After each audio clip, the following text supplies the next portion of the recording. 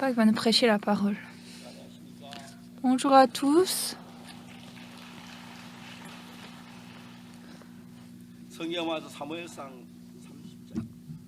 Nous allons voir la Bible en Samuel chapitre 30.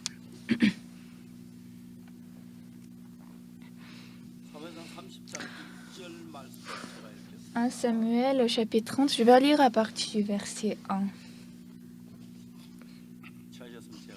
Si vous avez trouvé, je vais lire.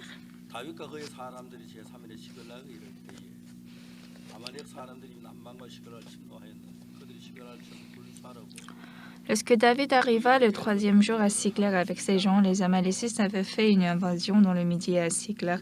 Ils avaient détruit et brûlé Siklag, après avoir fait prisonnier les femmes et tous ceux qui s'y trouvaient, petits et grands. Ils n'avaient tué personne, mais ils avaient tout amené et s'étaient remis en route. David et ses gens arrivèrent à la ville. Voici, elle était brûlée, et leurs femmes, leurs fils et leurs filles étaient emmenés captifs. Alors David et le peuple qui était avec lui élevèrent la voix et pleurèrent jusqu'à ce qu'ils n'eussent plus la force de pleurer. Les 2 femmes de David avaient été emmenées, Achinoam de Jezreel et Abigail de Carmel, femme de Nabal. David fut dans une grande angoisse, car le peuple parlait de le lapider, parce que tous avaient de l'amertume dans l'âme, chacun à cause de ses fils et de ses filles. Mais David reprit courage en s'appuyant sur l'Éternel son Dieu. Il dit au sacrificateur Abiathar, fils d'Achimélec, « Apporte-moi donc l'éphod. » Abiathar apporta l'éphod à David, et David consulta l'Éternel en disant, « Poursuivrai-je cette troupe, l'attendrai-je » L'Éternel lui répondit, « Poursuis, car tu attendras, et tu délivreras. » Et David se mit en marche, lui et les 600 hommes qui étaient avec lui.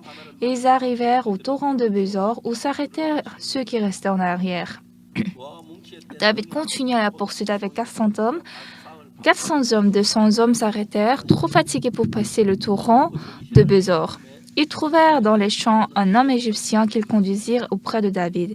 Ils lui firent manger du pain et boire de l'eau, et ils lui donnèrent un morceau d'une masse de figues sèches et 2 masses de raisins secs. Après qu'il eut mangé, les forces lui revinrent, car il n'avait point pris de nourriture et point bu d'eau depuis 3 jours et 3 nuits. David lui dit, « À qui es-tu et d'où es-tu » Il répondit, « Je suis un garçon égyptien au service d'un homme amalécite, et voilà 3 jours que mon maître m'a abandonné parce que j'étais malade.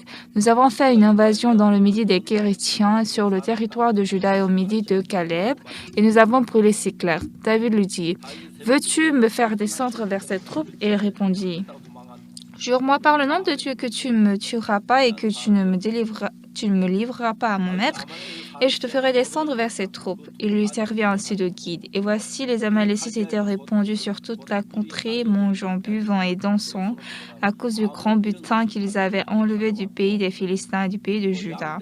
David les battit depuis l'aube du jour jusqu'au soir du lendemain, et aucun d'eux n'échappa, excepté 400 jeunes hommes qui montèrent sur des chameaux et s'enfuirent. David sauva tout ce que les Amalécites avaient pris, et il délivra aussi ces 2 femmes. Il ne leur manqua personne, ni petit ni grand, ni fils ni fille, ni aucune chose du butin, ni rien de ce qu'on leur avait enlevé. David ramena tout, et David prit tout le menu et le gros bétail, et ceux qui conduisaient ce troupeau et marchaient à sa tête disaient, « C'est ici le butin de David. » Quand je suis sortie de l'armée, après, il y avait à l'université Chungnam sur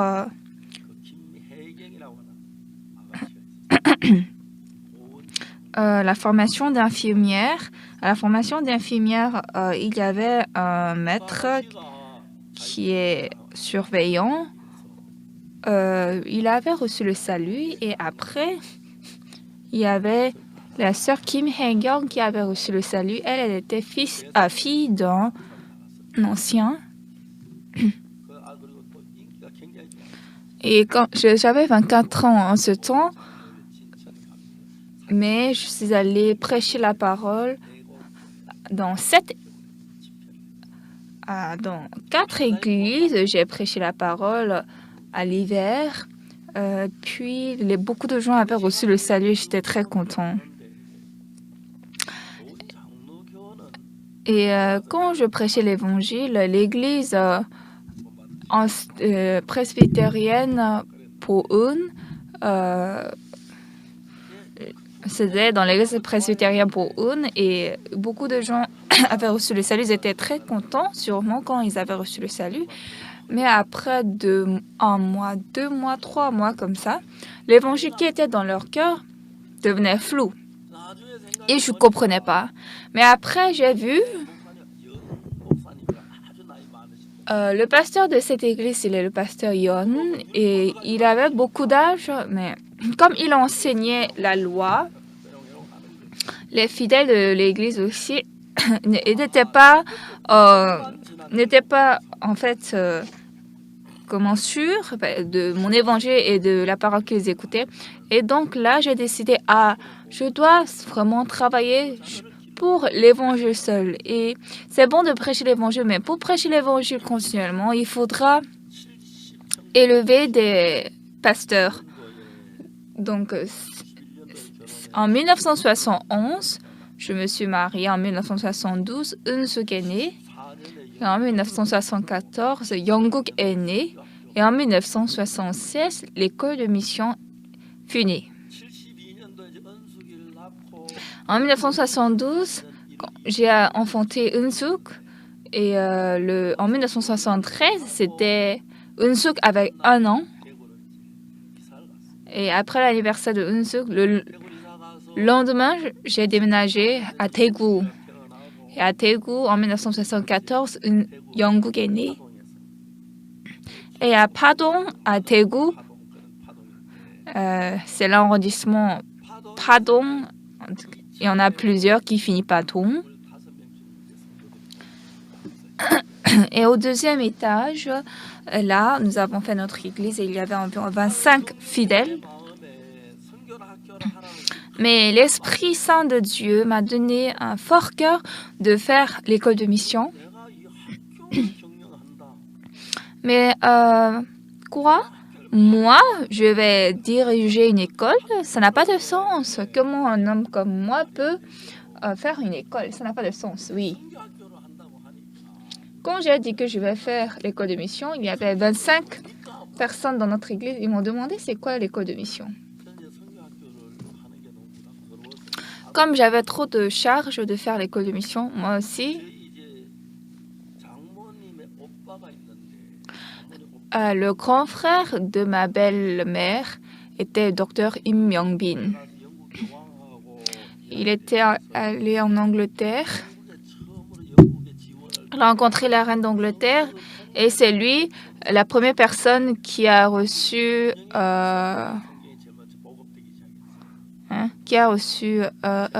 l'ordre. Et c'est lui qui a imprimé. C'est lui qui a imprimé la première Bible en Corée et on appelle ça association commune de Corée. Sinon, entre-temps, la Bible était imprimée en association de Angleterre et Corée. En tout cas, je l'appelle oncle de ma belle famille. Donc, il n'est pas apparenté à moi, il est très loin. Mais dans tous les cas, un jour, je l'ai rencontré à Séoul. J'ai dit, je suis venue pour faire l'école de mission. Il a dit, ah bon? Je lui ai expliqué c'est quoi l'école de mission.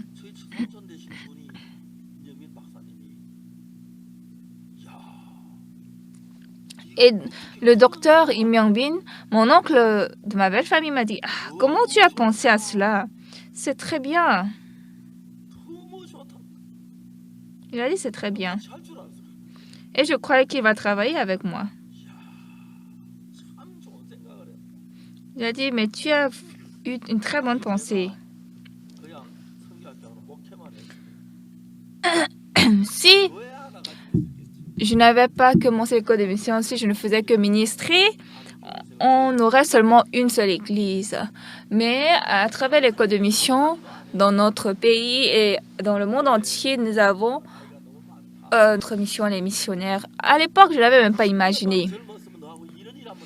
Mais mon oncle m'avait dit, tu es trop jeune toi, tu es jeune, plus que moi. Si j'étais plus jeune, de 10 ans, j'allais travailler avec toi, mais je ne peux pas faire et je ne connais rien. Et donc, il m'a donné des livres, à faire des livres, mais c'était tout en anglais, je ne comprenais rien. Or, lui, il parlait très bien éloquemment l'anglais. Et donc, j'ai dit à Dieu, Dieu, je ne pourrais plus faire à l'école de mission. Et Dieu même, il était calme pour un temps. Je crois qu'il avait oublié. Mais encore, Dieu m'a donné le cœur. Et nous avons commencé l'école de mission. Et c'était 1976.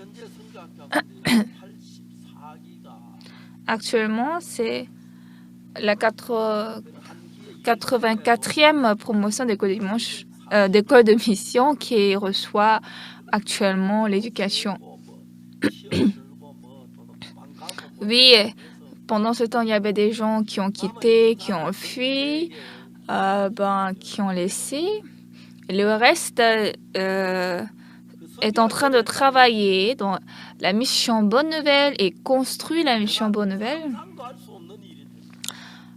Faire l'école de mission, c'était une chose que je ne pouvais pas imaginer. Quand je vais à l'étranger et je prêche la parole au pasteur, ces gens s'étonnent. Comment j'ai pensé à cela? Dans tous les cas, il y a beaucoup de choses. Et toujours, quelque part, il y a de grandes personnes. Donc, à l'école de mission aussi, il y avait beaucoup de personnes, de grandes personnes, c'est-à-dire les personnes intelligentes. Et les gens qui disaient, qu'est-ce que je vais apprendre au pasteur Park? Il connaît moins que moi. Alors là, on n'a pas de choix. Il est mieux que moi. Mais dans tous les cas, il y avait eu beaucoup de choses. Mais aujourd'hui, à travers cette chose, si j'ai ministré seul, peut-être je pourrais ministrer une église, mais pas le monde entier. Aujourd'hui, c'est le monde entier qui est là. La fois dernière, j'étais allée aux Fidji.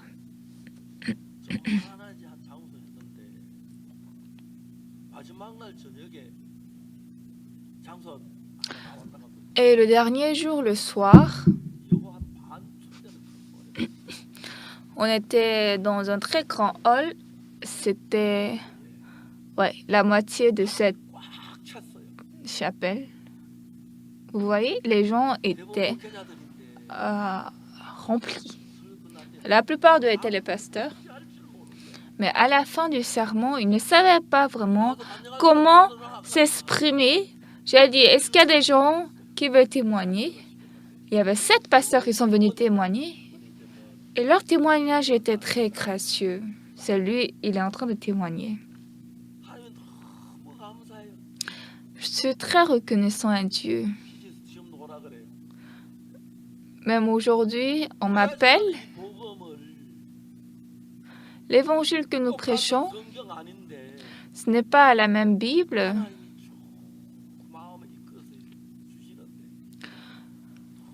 Ce n'est pas dans la même langue, mais Dieu nous donne le même cœur et il nous dirige.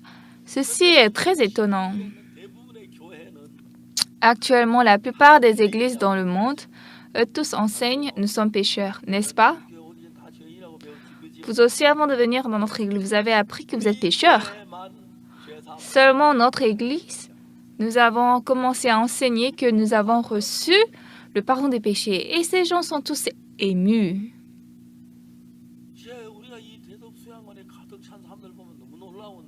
C'est très étonnant de voir plein de monde ici, la salle remplie. Dans ce centre de retraite de Taedok. C'est la première fois que moi aussi j'ai fait cette construction. C'est la première fois que nous avons construit un tel grand bâtiment. Il y a ce qu'on appelle le tresse qu'on doit relier pour faire le toit. Mais le problème, on ne pouvait pas élever ça. Pour élever ça, il faut une crue qui vient ici. Mais la crue ne pouvait pas entrer pour élever cette tray. Et donc, en construisant ce bâtiment, ici c'est le 4e étage, n'est-ce pas? Nous avons fait un chemin. Nous avons tracé un chemin pour monter ici, mais la mairie de Kimcheon a dit non, vous ne devez pas faire ça. Non, c'est pas possible. Mais nous avons construit la voie. Et ici,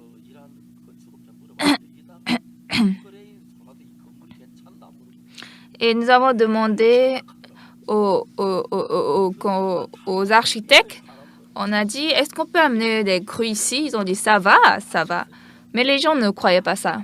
Mais en tout cas, on a amené la crue et puis on a élevé les plateaux. On a fait le toit. La crue est entrée ici, mais il n'y avait pas de problème. Donc d'abord, une crue monte et place un plateau et à côté, à droite, on doit fixer. Moi, je ne connaissais rien dans l'architecture, mais donc on ne pouvait que travailler. On ne pouvait que travailler comme ça, brut. Mais la mairie de Kimcheon et le département de la construction aussi étaient étonnés en voyant notre montage, notre construction. Mais en continuant à construire des bâtiments, nous avons eu un peu de courage. Et après, nous avons commencé la retraite ici. Et c'était très, très émouvant. Nous avons beaucoup pleuré. Dieu, qui sommes-nous et nous faisons un tel travail?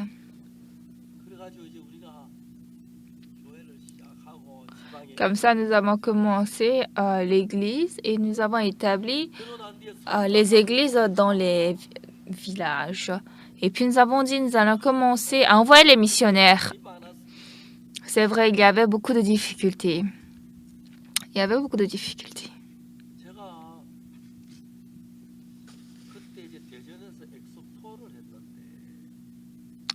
Ensuite, on avait fait une exposition à Daejeon. Et quand je vivais à Daejeon, j'étais très proche aux gens venus du Kenya.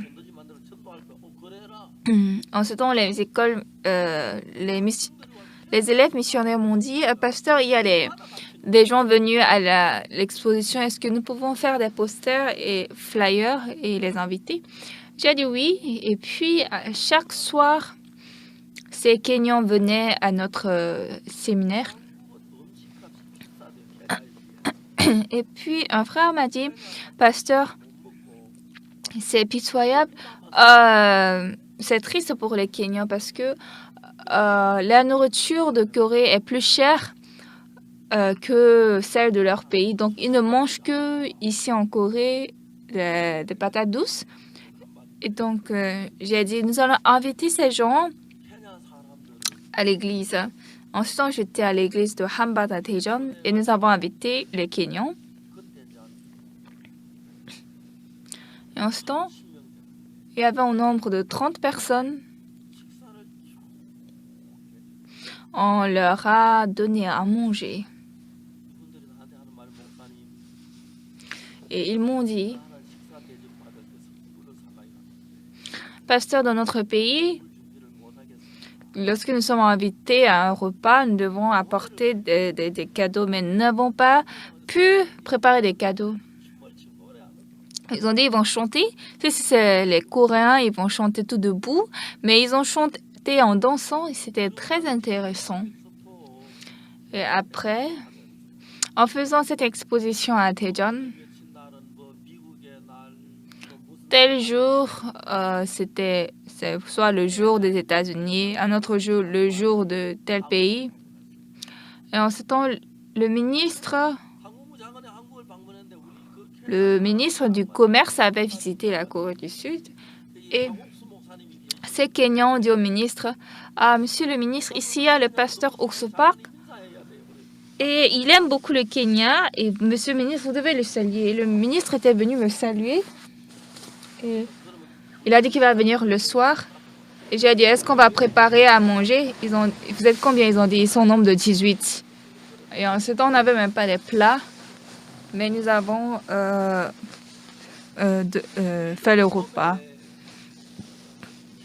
Et l'année qui a suivi, en printemps, je suis allée au Kenya pour faire l'événement au Kenya. Et c'était ce ministre qui m'avait invité. Nous avons fait pour la première fois le séminaire. C'était dans un stade, il y avait un événement. Et il m'a dit de prêcher la parole pour 1 heure. Les Kenyans, ils ne peuvent pas prêcher pendant 1 heure. Si c'est maximum 30 ou 35 minutes. Mais moi, j'ai parlé plus d'1 heure. Et ce jour, je suis revenue dans ma chambre et puis j'ai prié à Dieu. J'ai dit, Dieu, Père Dieu, jusqu'à présent, c'est pas moi qui t'ai servi. Seigneur, toi, tu m'as servi. Moi-même, je voudrais te servir. J'ai prié comme ça. Si tu me permets, envoie-moi au Kenya. Je voudrais travailler ici.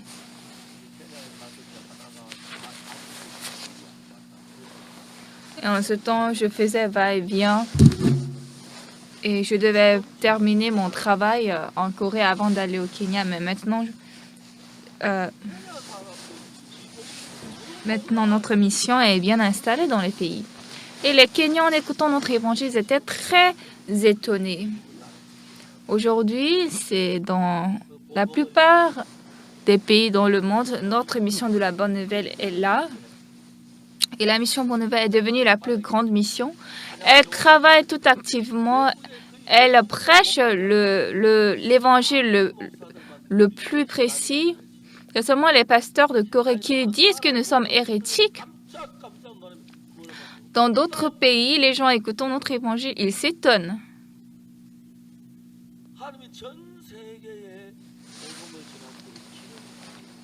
Dans le monde entier, Dieu a ouvert de voies pour prêcher l'évangile dans le monde entier.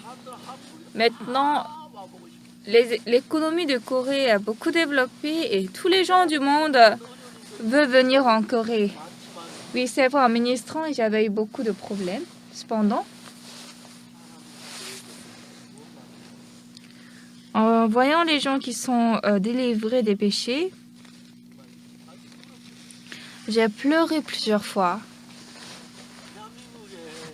En Corée du Sud, il y a qui est vil comme moi, ou bien plus que moi. Mais Dieu n'a pas choisi ces gens, il m'a choisi pour travailler. Si je pense à ça, vraiment, ça me fait pleurer.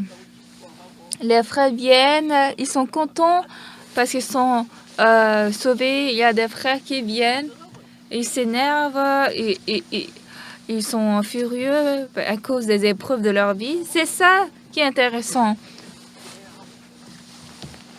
Il y a des couples qui ont divorcé.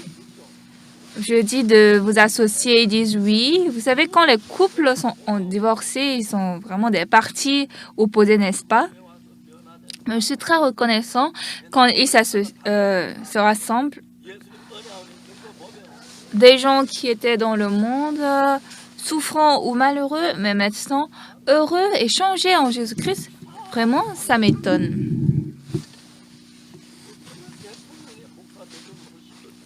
Et donc, je ne comprends pas pourquoi les gens veulent devenir président. Mais c'est fou. Le pasteur est mieux qu'un président de société.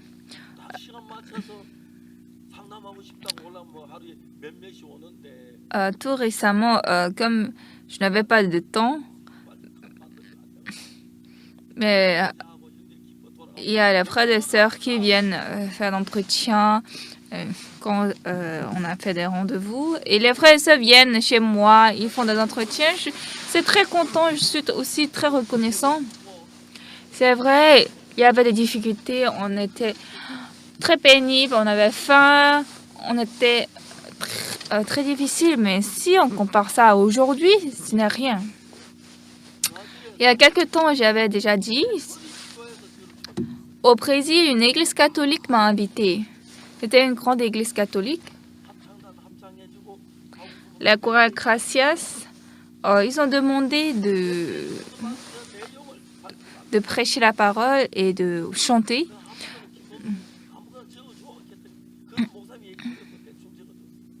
Et puis j'ai écrit ce que je vais prêcher sur le pasteur Kim Bom-sop.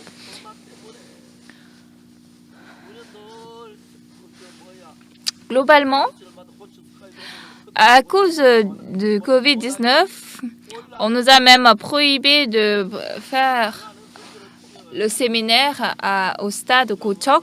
Donc, nous avons fait en ligne. Nous avons traduit en anglais, espagnol, français, chinois, russe et coréen. Nous avons interprété en 6 langues, diffusé en 6 langues. Mais ce qui était étonnant,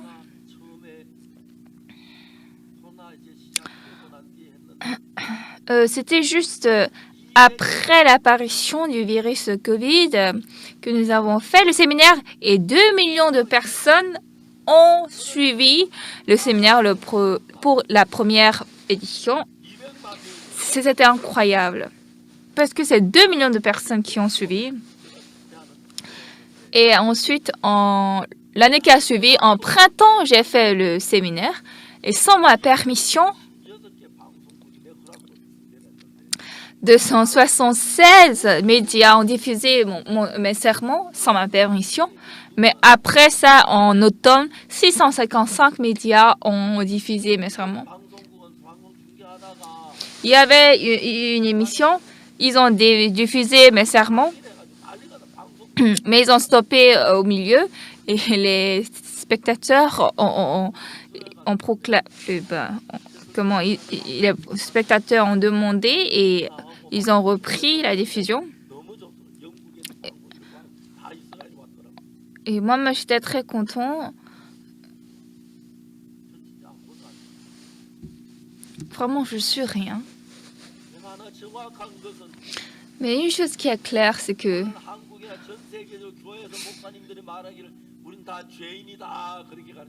aujourd'hui et dans le monde entier, les pasteurs enseignent, nous sommes pécheurs. Mais le pasteur Park enseigne, nous sommes tous justes, n'est-ce pas? Donc cette différence est très très grande. La plupart des personnes lisent la même Bible et disent « Ah, nous sommes pécheurs ». Et nous lisons aussi la même Bible, nous disons « Ah, nous sommes justes ». Combien de fois ça c'est étonnant.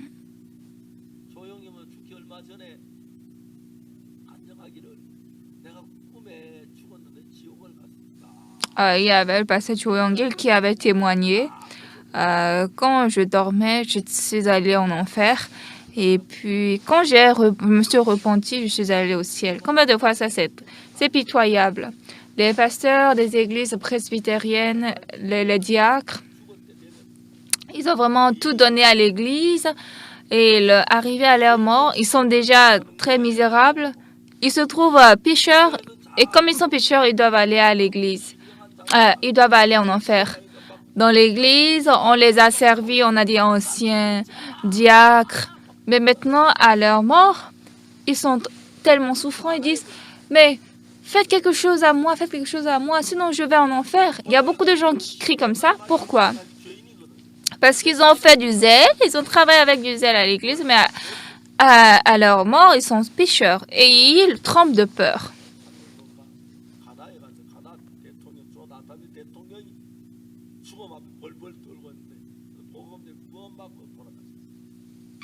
Même le président du Ghana aussi, il tremblait de peur avant de mourir, mais il a reçu le salut.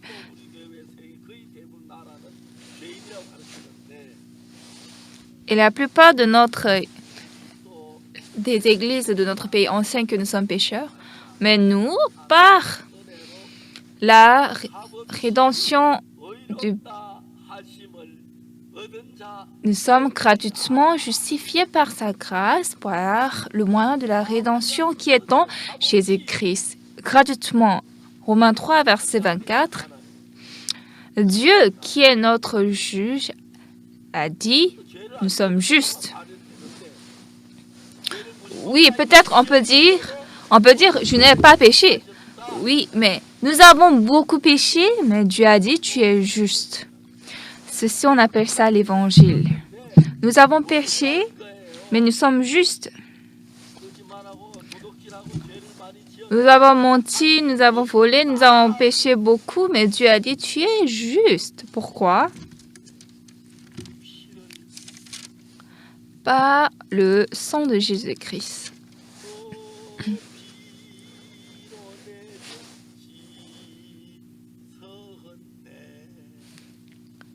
Par son sang, il a lavé mes péchés. Est-ce que vous avez chanté une telle chanson? Cette chanson, les gens qui n'ont pas reçu le pardon des péchés ne peuvent pas chanter. Est-ce que ça a de sens? À nous, ça a de sens, n'est-ce pas?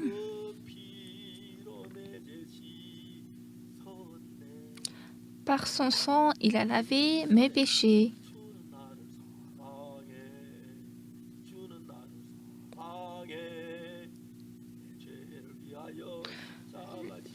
Le Seigneur m'aime pour mes péchés. Il est mort sur la croix, il m'aime. Ça, c'est un très bon cantique. Aujourd'hui, bien-aimés, dans de nombreuses églises dans ce monde, les fidèles écoutent les sermons et disent « Nous sommes pécheurs, nous devons nous repentir ».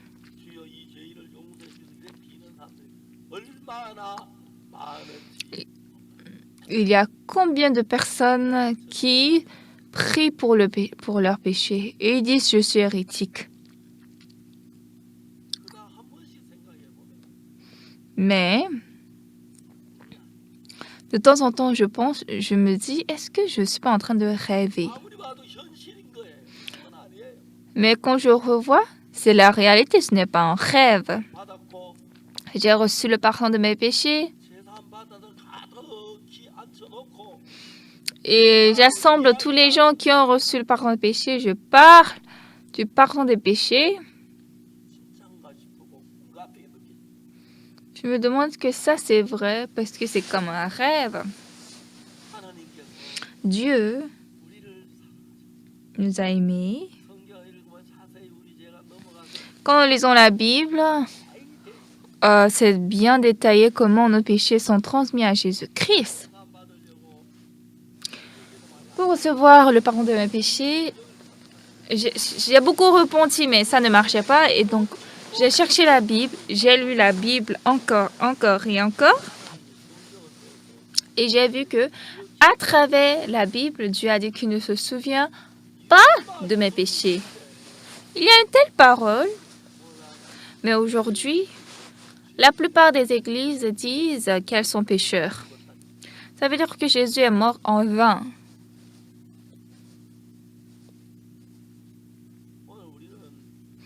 Aujourd'hui, nous avons lu 1 Samuel chapitre 30. C'était la procédure de devenir roi pour David. Saül était le roi d'Israël.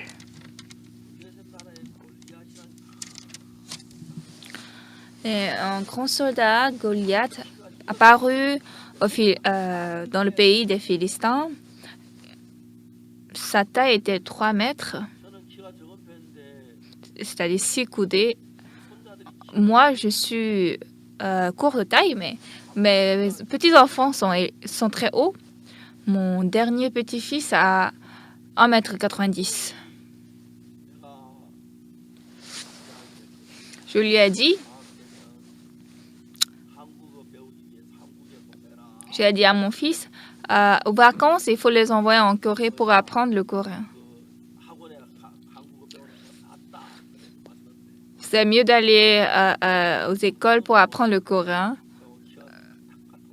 C'est mieux de venir en Corée. Et en Corée, pendant les vacances, il était court que moi. Mais après 2 mois de vacances, il est devenu plus élancé que moi. Dans tous les cas, moi, comme je ne grandissais pas, vraiment,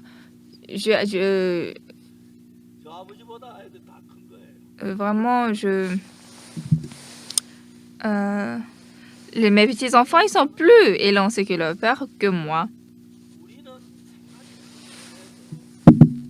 Nous, comme nous pensons tout simplement, notre réflexion est simple, donc nous arrêtons à un niveau. Mais lorsque nous voyons le travail de Dieu,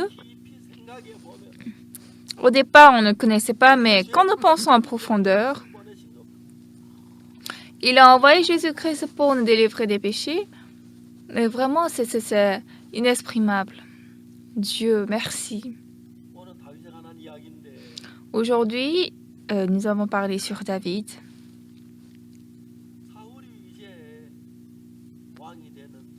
Saül est maintenant devenu roi. Goliath est apparu. Donc, il était de 6 coudées de taille, c'est-à-dire 3 mètres. Donc, il était géant. Et tout le monde avait fui. Mais seulement David, il n'avait pas fui.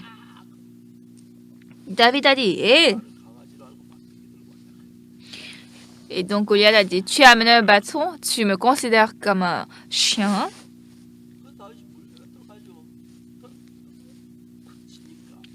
Et David, avec les cailloux de torrent, quand il a lancé ça, exactement, ça a frappé le front de Goliath et Goliath est tombé. Et les femmes d'Israël, et comme elles ont gagné grâce à David, les femmes d'Israël ont chanté. Saül a tué 1000, David 10 000, n'est-ce pas? C'est dans la Bible. Ici, Saül, il y avait une pensée différente.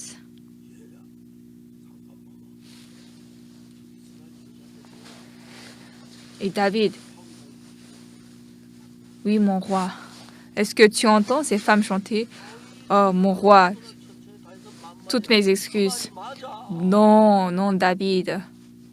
C'est vrai ce qu'elles sont en train de dire. Saül a tué 1000, toi 10 000. Tu sais, si tu n'avais pas tué Goliath, comment notre pays serait? C'est trop glorieux. Toutes les femmes chantent comme ça. Oui, elles ont raison. Moi, j'ai tué 1000, toi 10 000. Alors maintenant, toi et moi, nous allons avancer ensemble, nous allons travailler ensemble. C'est ce qu'il devait faire. Mais Saül, comme Satan est entré en lui,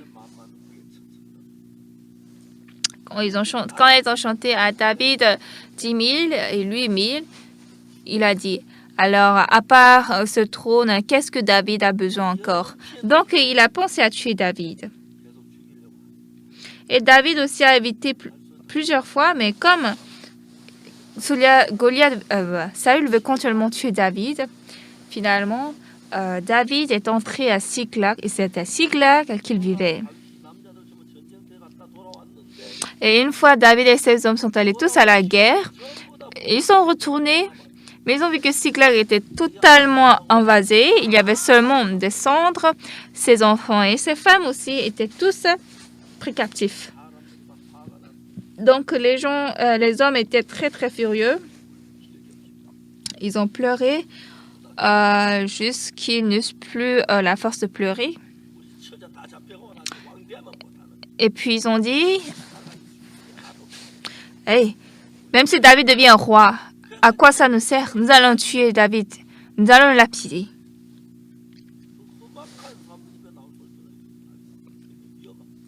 Donc David, quand il a entendu cette voix qui sort des hommes très sauvages, lui-même, il avait peur. Jusque-là, David était triste. Mais s'il n'y a qu'une chose triste,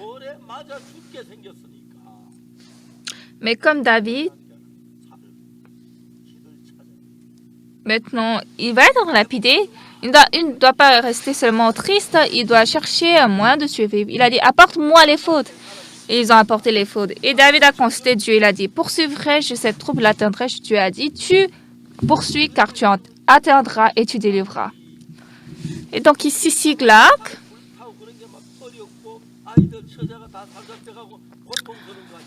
Siklag était brûlé, les femmes et les enfants étaient pris captifs. Nous pouvons voir que c'est malheureux, c'est triste, mais pourquoi Dieu a laissé Siklag? Pourquoi Dieu a laissé Siklag brûler? Parce que Dieu voulait enseigner à David, David, je vais te rendre roi, reviens vite en Israël. Parce que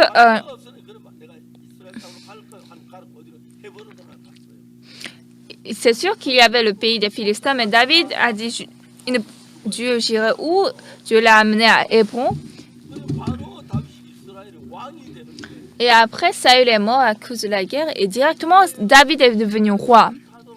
Alors, Dieu pouvait toutefois protéger Siklag pour qu'il ne soit pas brûlé. Mais il a brûlé pourquoi? Hey, je n'ai plus besoin de Siklag. Reviens en Israël, je vais te rendre roi d'Israël. Alors, quand nous regardons avec les yeux humains,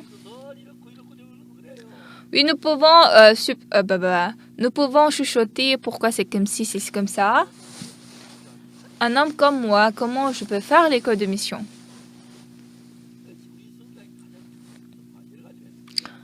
Oui, il y a des spécialités dans notre école de mission. Et la chose commune, c'est que la plupart des frères pensent qu'ils sont excellents que moi. Mais c'est vrai parce qu'ils ont beaucoup étudié que moi. Mais le problème, c'est que la parole n'entre pas en eux. Et finalement, les autres, ils sont en train de bien prêcher, bien évangéliser, mais il y a des gens qui restent tout calmes, qui ne peuvent rien faire. Je vois, j'ai fait l'école de mission pendant 46 ans, n'est-ce pas? 46 ans, parce que j'ai commencé depuis 1976.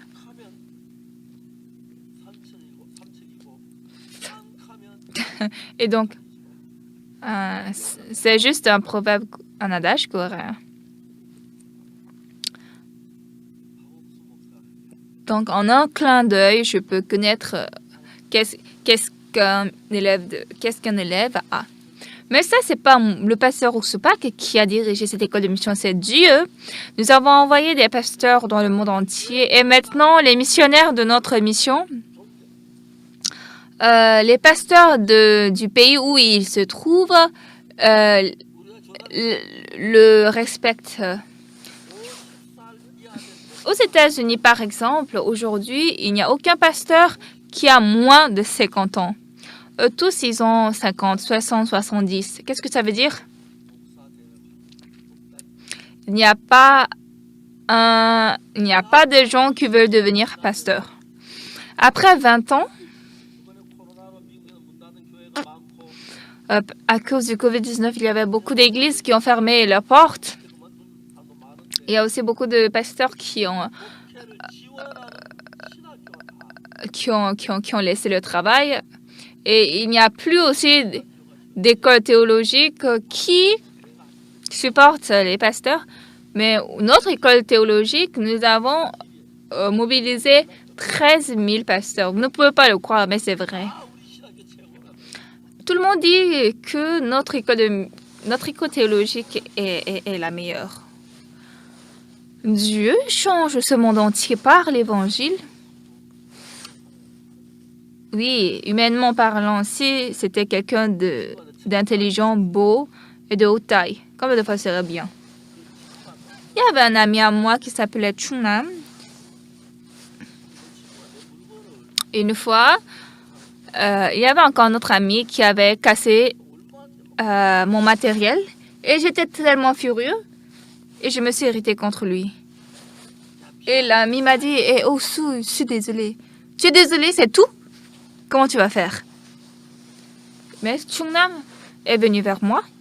Il m'a dit « Nous sommes amis. Pourquoi tu fais comme ça?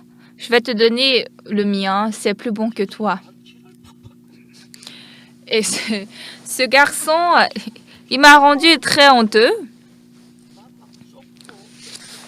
Comment lui, il a un tel cœur? Moi, mon cœur était très, très restreint, très, très petit. Mais pourquoi un homme comme moi, Dieu m'a laissé travailler? Pourquoi un homme vil comme moi?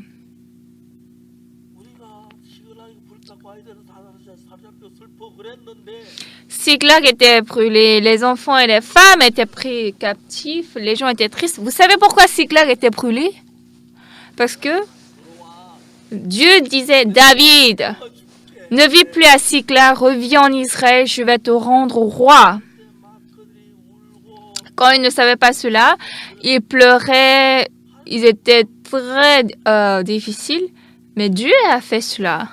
Maintenant, qu'est-ce qui s'est passé? Oui, il doit aller chercher ses femmes et ses enfants. Et en allant sur la voie, il a vu quelqu'un tomber, quelqu'un évanoui. Et c'était un homme qui était en train de mourir. On a donné de l'eau, de nourriture.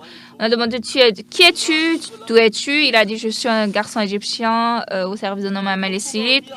Et puis, c'est nous qui avons brûlé Siklag plutôt.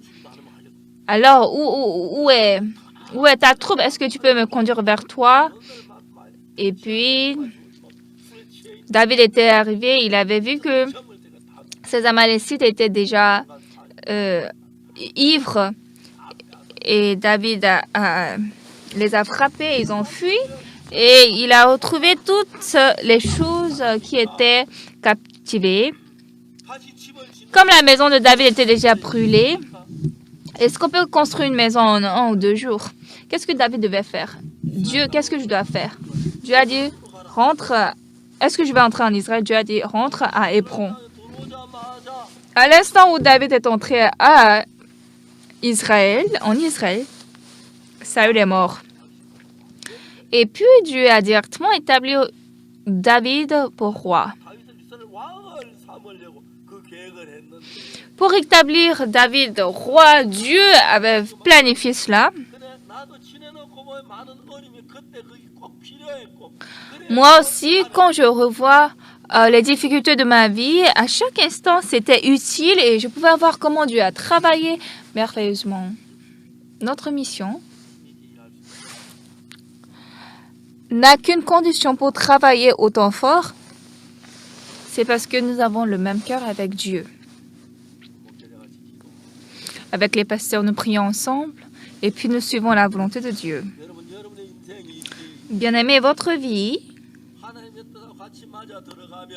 si elle est dans la volonté de Dieu, quoi que vous fassiez, Dieu est avec vous. Actuellement, j'ai beaucoup d'âge. Partout où je vais, je suis très âgée.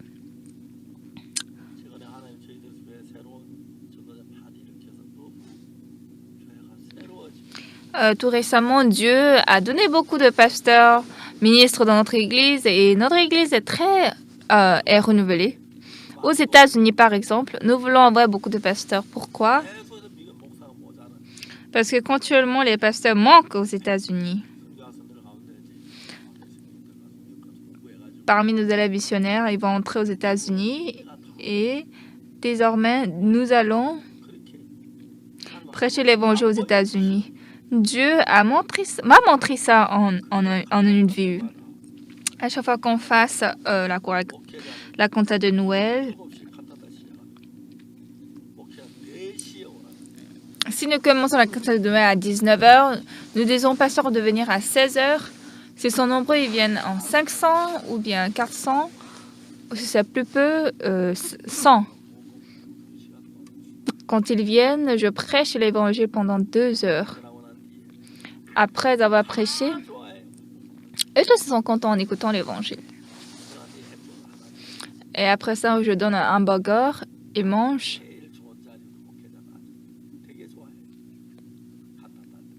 Et puis, nous les donnons les places VIP, les plus bonnes places à la cantate. Et ils sont très contents.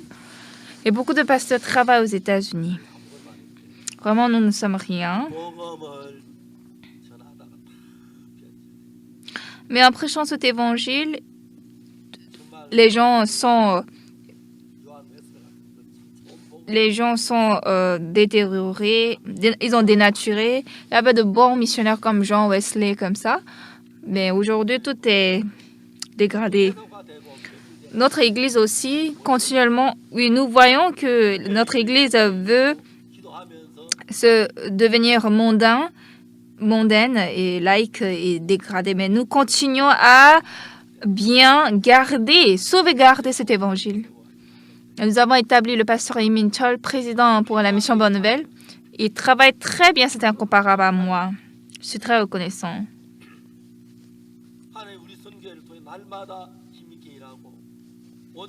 Dieu travaille tous les jours fortement à travers pour notre mission, dans notre mission. Nous sommes reconnaissants. Bien-aimés, ne pensez pas que vous allez seulement vivre comme ça le reste de votre vie. Servez l'Évangile, prêchez l'Évangile. Et aujourd'hui, il y a des gens qui vont avec leurs enfants, leurs petits-enfants à l'étranger pour prêcher l'Évangile. Même si vous n'êtes pas habile, prêchez l'Évangile et je voudrais que les gens reçoivent le salut.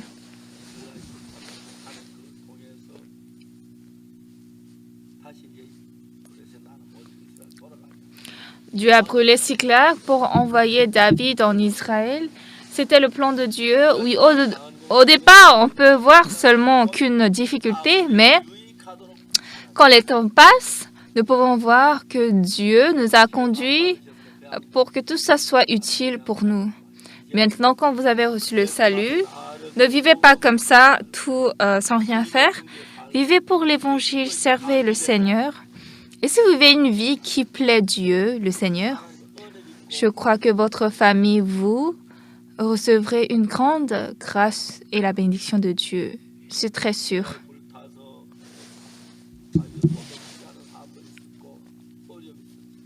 Quand Siklag était brûlé, David était en difficulté.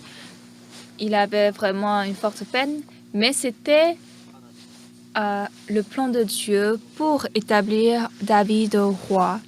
Dieu, à vous tous et à nous tous, pour que ça soit utile, profitable, il nous a conduits jusqu'aujourd'hui. Ça fait 60 ans que j'ai reçu le salut. À l'époque, je ne savais pas pourquoi c'était tant difficile, mais maintenant, je peux voir que c'était le plan de Dieu. Dieu veut nous bénir, Dieu veut nous rendre heureux, Dieu veut faire vivre pour l'Évangile. Bien-aimés, oui, votre vie est importante, mais quand vous vivez pour l'Évangile et quand vous servez le Seigneur, je crois précisément qu'il va vous bénir et vous accorder de la grâce dans l'Évangile. Bien-aimés, prions, prêchons tous cet Évangile. Prions. Père notre Dieu tout saint,